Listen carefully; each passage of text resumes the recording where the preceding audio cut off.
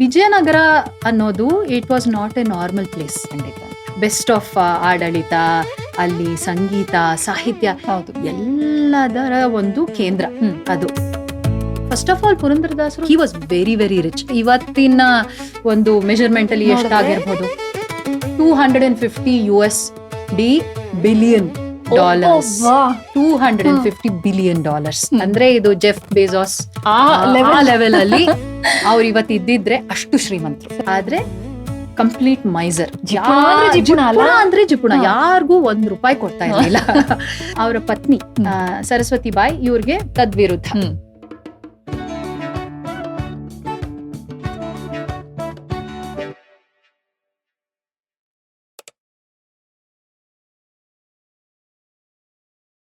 First of all ಪುರಂದರದಾಸರು ಯಾರು ಅಂತ ನಾವು ತಿಳ್ಕೊಬೇಕು.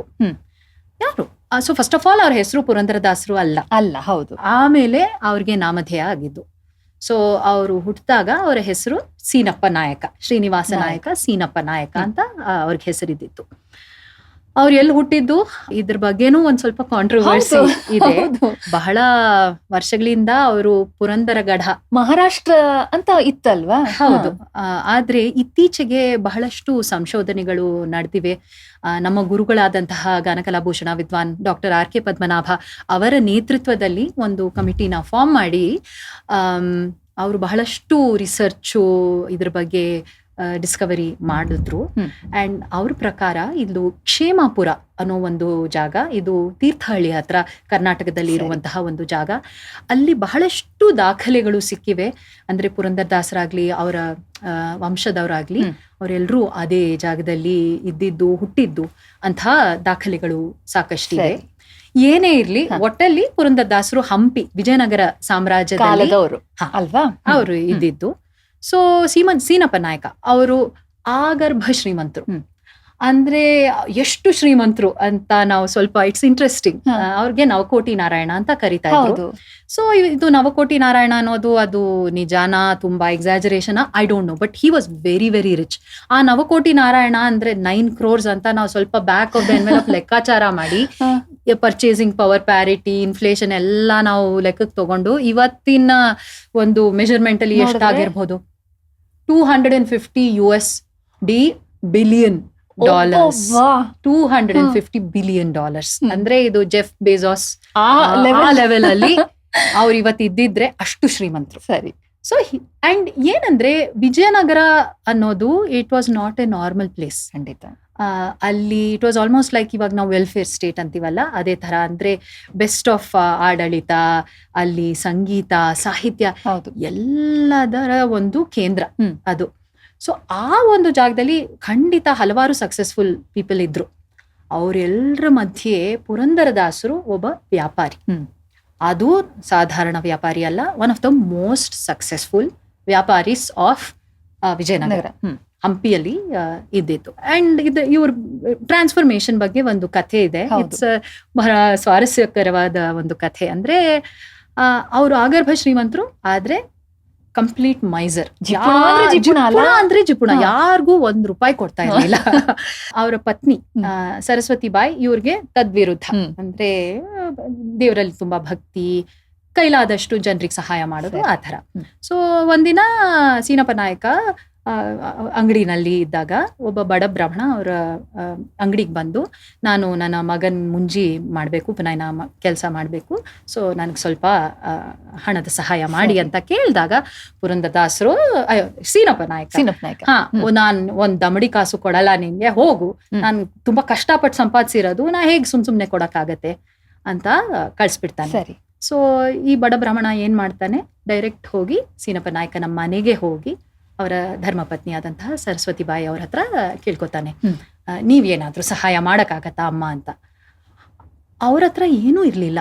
ಅಂದ್ರೆ ದುಡ್ಡು ಕಾಸು ಎಲ್ಲ ಗಂಡಂದು. ಸೊ ಇದ್ದಿದ್ ಒಂದೇ ಒಂದು ಅಮೂಲ್ಯವಾದ ವಸ್ತು ಮೂಗುತಿ. ಅದನ್ನ ತುಂಬಾ ಯೋಚನೆ ಮಾಡಿ, ಬಿಕಾಸ್ ಏನ್ ಗಂಡನ್ ಗೊತ್ತಾಗ್ಬಿಟ್ರೆ ಮತ್ತೆ ಏನ್ ಕತೆ, ಆದ್ರೂ ಮನೆಗ್ ಬಂದಿರೋರ್ನ ಹಂಗೆ ಕಳಿಸ್ಬಾರ್ದು ಅಂತ ಹೇಳಿ ಆ ಮೂಗುತಿನ ತೆಗೆದು ಕೊಟ್ಟಾಗ ಆ ಬ್ರಾಹ್ಮಣ ವಾಪಸ್ ಏನ್ ಮಾಡ್ತಾನೆ, ಡೈರೆಕ್ಟ್ ಸೀನಪ್ಪ ನಾಯಕನ ಅಂಗಡಿಗೆ ಹೋಗಿ, ಇವಾಗ ನೋಡಿ ನಾನು ದಾನ ಕೇಳ್ತಾ ಇಲ್ಲ, ಮೂಗುತಿ ಕೊಡ್ತಾ ಇದ್ದೀನಿ, ದುಡ್ಡು ದುಡ್ಡು ಕೊಡಿ. ಕೊಡಿ. ಸೀನಪ್ಪ ನಾಯಕನು ಒಂದು ಕೋಪ ಬರುತ್ತೆ, ಎಷ್ಟು ಕೋಪ ಬರುತ್ತೆ, because he was a jeweller. Correct. ಅವ್ರ ತಕ್ಷಣ ಗೊತ್ತಾಗ್ಬಿಡುತ್ತೆ ತನ್ನ ಹೆಂಡ್ತಿದೆ ಅಂತ. ಹೆಂಡತಿ ಇದೆ ಅಂತ ಗೊತ್ತಾಗ್ಬಿಡುತ್ತೆ. ಎಷ್ಟು ಕೋಪ ಬರುತ್ತೆ ಅಂದ್ರೆ ತಡ್ಕೊಳಕ್ ಆಗದೆ ಇರುವಷ್ಟು ಕೋಪ. ಆ ಮೂಗುತಿನ ಅಲ್ಲಿ ಅಲ್ಮೈರಾನಲ್ಲಿ ಹಾಕಿ ಮನೆಗೆ ತಾರ್ಗಾಲ್ ಮಾರ್ಗಾಲ್ ಹಾಕೊಂಡು ಹೋಗ್ತಾರೆ. ಅಂಡ್ ಹೋಗಿ ಹಿ ಕನ್ಫ್ರಂಟ್ಸ್ ಹಿಸ್ ವೈಫ್. ಏನಿದು, ನನ್ನ ಪರ್ಮಿಷನ್ ಇಲ್ದೆ ನಾನು ಕಷ್ಟಪಟ್ಟು ಸಂಪಾದಿಸಿ ನಿನ್ ಕೊಟ್ಟಿರುವಂತಹ ಮೂಗುತಿ ನಿನ್ ಕೊಡಕ್ ಹೆಂಗ್ ಧೈರ್ಯ ಬಂತು ಅಂತ ಕೇಳಿದಾಗ ಸರಸ್ವತಿ ಬಾಯಿಗೆ ಒಂಥರ ಮನಸ್ಸಲ್ಲಿ ತುಂಬಾ, ಶಿ ವಾಸ್ ವೆರಿ ಡಿಸ್ಟರ್ಬ್. ದೇವ್ರ ಮನೆಗೆ ಹೋಗಿ ಬಾಗಿಲು ಹಾಕೊಂಡು ದೇವ್ರನ್ನ ಪ್ರಾರ್ಥನೆ ಮಾಡ್ಕೊಂಡಾಗ ಕೈನಲ್ಲಿ ತೆಗೆದು ನೋಡ್ತಾಳೆ, ಅದೇ ಮೂಗುತಿ ಮತ್ತೆ ಕೈನಲ್ಲಿ ಇರುತ್ತೆ. ಅದನ್ನ ಹೋಗಿ ಸೀನಪ್ಪ ನಾಯಕನಿಗೆ ಕೊಟ್ಟಾಗ that was the moment of realisation, turning point. Seenappa ನಾಯಕನಿಗೆ ಗೊತ್ತಾಯ್ತು, ಇದು ಯಾರು ಸಾಧಾರಣವಾದ ಬಡ ಬ್ರಾಹ್ಮಣ ಅಲ್ಲ, ಇದು ಸಾಕ್ಷಾತ್ ವಿಠಲನೇ ಬಂದು ನನ್ಗೆ ಅರಿವು ಮೂಡಿಸೋದಕ್ಕೆ ಮಾಡಿದಾನೆ ಅಂತ. ಸೊ ಇದು ಕಥೆ. ಇದು ಅಂದ್ರೆ ಬಹಳ ಎಲ್ರೂ ನಂಬಿರುವಂತಹ, ಏನೋ ಶತಮಾನಗಳಿಂದ ಬಂದಿರುವಂತಹ ಒಂದು ಕಥೆ ಅವ್ರ ಬಗ್ಗೆ. ಇವಾಗ ವಾಟ್ ಎವರ್ ಮೇ ಬಿ, ಅಂದ್ರೆ ಕೆಲವ್ರಿಗೆ ಇದು ಮಿರಾಕಲ್ ಅನ್ಸ್ಬೋದು, ಇದು ನಿಜ ಅನ್ಸ್ಬೋದು, ಅದನ್ನೆಲ್ಲ ಬಿಟ್ಟು ಒಟ್ಟಲ್ಲಿ ಅವರು he was a very successful person. ಅವರ ಜೀವನದಲ್ಲಿ ಒಂದು ಟರ್ನಿಂಗ್ ಪಾಯಿಂಟ್ ಬಂತು.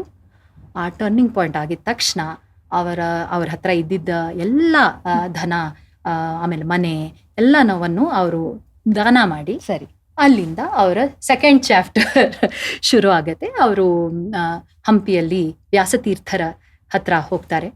ಅಲ್ಲಿ ವ್ಯಾಸತೀರ್ಥರು ಅವರಿಗೆ ಈ ಹರಿದಾಸ ಪರಂಪರೆಯಲ್ಲಿ ಅವ್ರನ್ನ ಸೇರಿಸ್ಕೊಂಡು ಅವರಿಗೆ ಪುರಂದರ ದಾಸ ಅಂತ ನಾಮಧೇಯ ಮಾಡ್ತಾರೆ. ನಮ್ಮ ಕರ್ನಾಟಕ ರಾಜ್ಯ ಒಂದು ದೊಡ್ಡ ಅದ್ಭುತ. ಇಲ್ಲಿರುವಂತಹ ಜನ, ಜಾಗ, ಸಂಸ್ಕೃತಿ, ಪರಂಪರೆ ಬಹುಶಃ ಬೇರೆ ಎಲ್ಲೂ ಇಲ್ಲ ಅಂತ ಅನ್ಸುತ್ತೆ.